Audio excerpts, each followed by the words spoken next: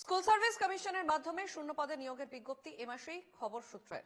নবম এবং একাদশ শ্রেণীর শিক্ষক শিক্ষিকা পদে নিয়োগের বিজ্ঞপ্তি এ মাসেই হবে। এসএসসি সূত্রে খবর, পরীক্ষা প্রক্রিয়ার স্বচ্ছতা আনতে এবার বেশ কিছু বদল আনা হয়েছে। সূত্রের খবর, ওয়েমার শিট সংরক্ষণের সময়সীমা অনেকটা বাড়ানো হয়েছে এবছর। ইন্টারভিউ প্রক্রিয়াতেও বেশ কিছু বদল আনা হয়েছে বলেই খবর।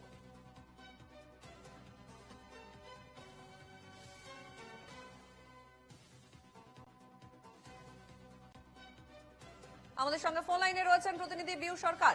বিউ, স্কুল সার্ভিস কমিশনের মাধ্যমে শূন্য পদে নিয়োগের বিজ্ঞপ্তি এ মাসে, এমনটাই সূত্রের খবর পাওয়া যাচ্ছে।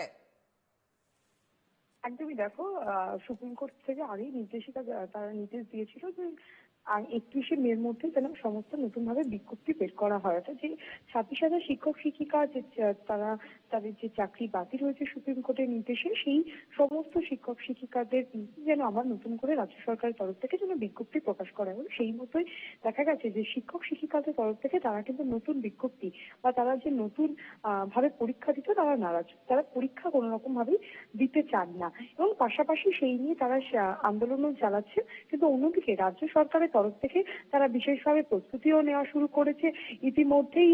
যদিও এখনো পর্যন্ত কবে এই পরীক্ষা হবে বা কোন দিন পরীক্ষা হবে সেই নির্ধারিত তারিখ এখনো পর্যন্ত, বা বিজ্ঞপ্তি কবে প্রকাশিত হবে সেই নির্ধারিত তারিখ এখনো পর্যন্ত সামনে না এলেও রাজ্য সরকারের তরফ থেকে বা এসএসসি দপ্তর সূত্রে বা শিক্ষা দপ্তর সূত্রে যেটা খবর, যে তারা জোর কদমে প্রস্তুতি চালাচ্ছে এবং যাতে পরীক্ষার স্বচ্ছতা বজায় থাকে তার জন্য ওএমআর সিট এবং পরীক্ষারও বেশ কিছু নিয়ম বদল হবে এমনটাই জানা যাচ্ছে। এবং স্বচ্ছতা রাখতে ওএমআর সিটির যেটা আগে 1 বছর পর্যন্ত মেয়াদ ছিল, এখন সেটা সেই মেয়াদ বাড়ানো হবে এমনটাই জানা যাচ্ছে সূত্র থেকে।